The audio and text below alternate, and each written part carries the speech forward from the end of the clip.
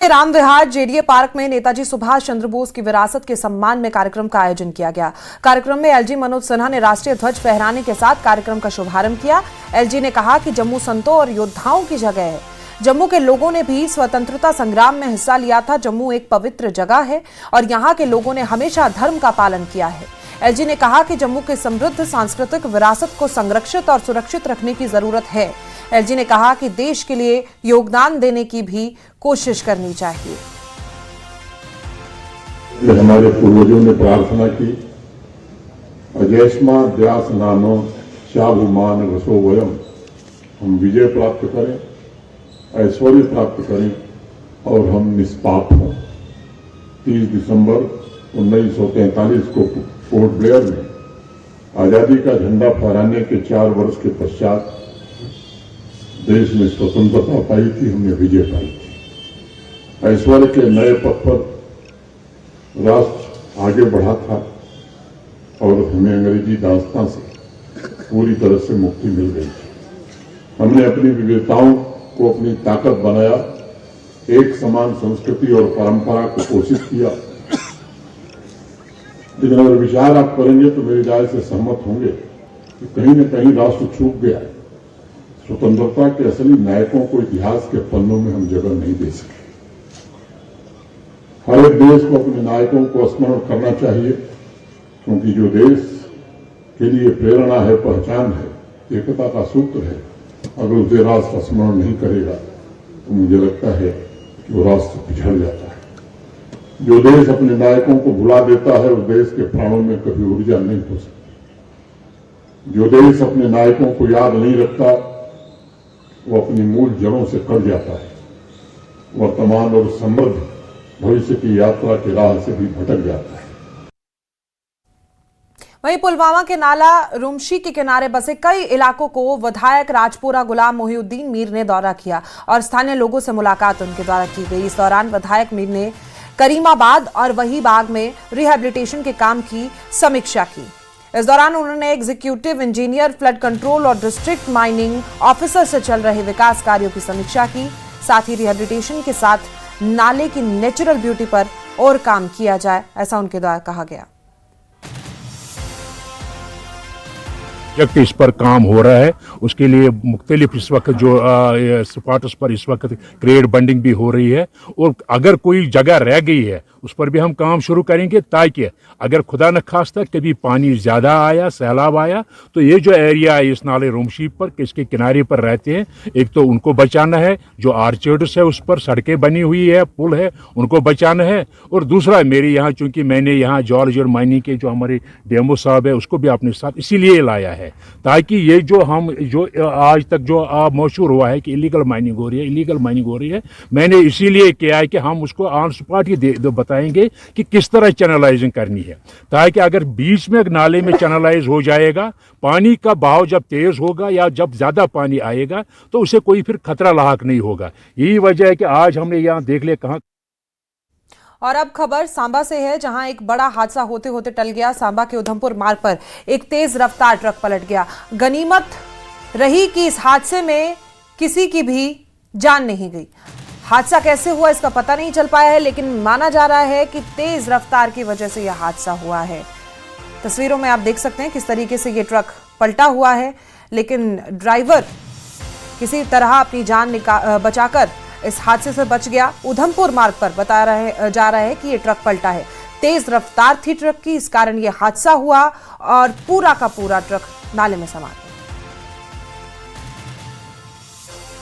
वहीं नया साल आने में अब बस कुछ वक्त बाकी है, उससे पहले ही कुदरत ने पर्यटकों को खुश कर दिया।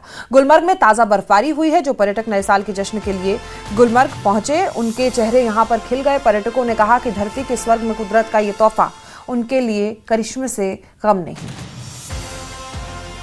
आपका इस्तकबाल। मैं हूं मुनीर हुसैन हुर्रा। जैसे कि आप जानते हैं, महकमे मौसमियात ने पहले ही प्रेडिक्शन की थी कि अपर रीचेज़ में स्नोफॉल होगा और वो सच साबित हुआ है। और इस वक्त हम सयाहती मकाम गुलमर्ग में हैं। आप देख सकते हैं कि किस तरह से यहाँ पे बर्फ़बारी शुरू हो गई है और बड़ी तादाद में जिस तरीके से टूरिस्ट यहाँ पे आते हैं वो बर्फ़बारी देखने के लिए ही आते हैं। और ये देखिए, गुलमर्ग गंडोला के सामने लंबी कतार में इस वक्त टूरिस्ट जो है गंडोला की सवारी करने के लिए इंतज़ार कर रहे हैं। और उसमें सबसे ज़्यादा यह है कि लाइव स्नोफॉल का आनंद ले रहे हैं। ये देखिए, आप सभी के चेहरे पे खुशी है। इनसे बताएं कितनी खुशी है लाइव स्नोफॉल? बहुत खुशी है, बहुत लाइफ में पहली बार स्नोफॉल देख रहे हैं। कहाँ से हैं आप?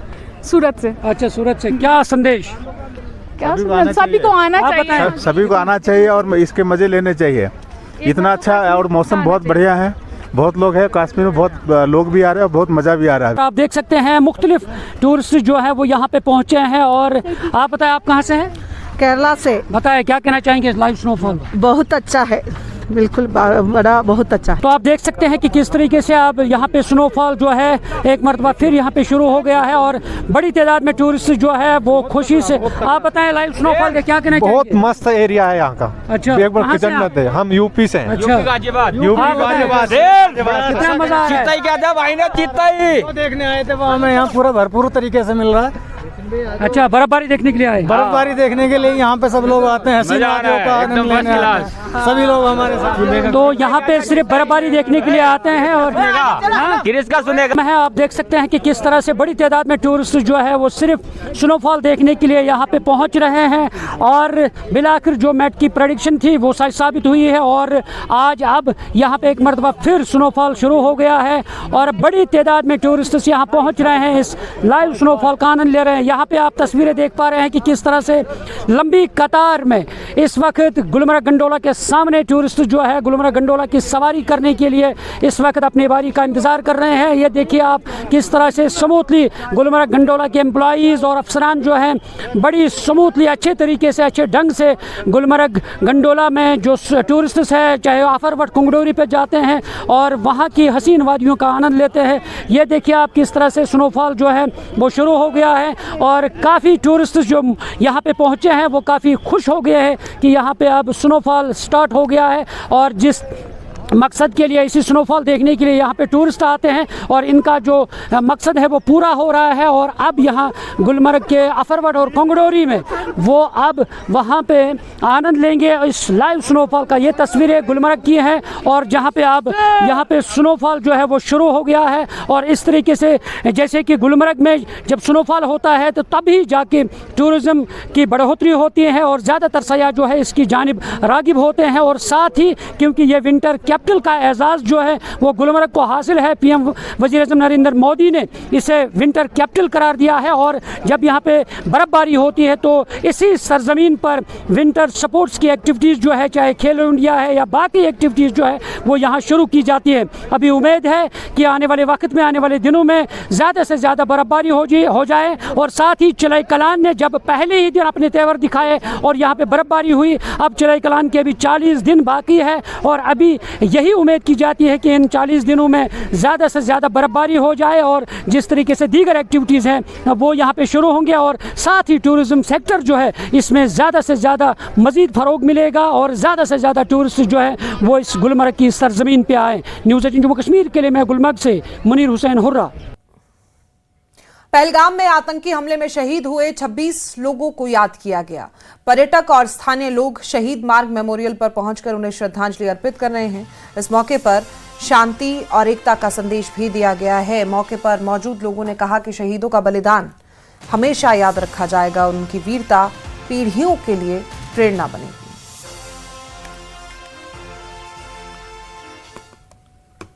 और इसी के साथ वक्त एक बेहद छोटे से ब्रेक का। आप देखते रहिए न्यूज़ 18।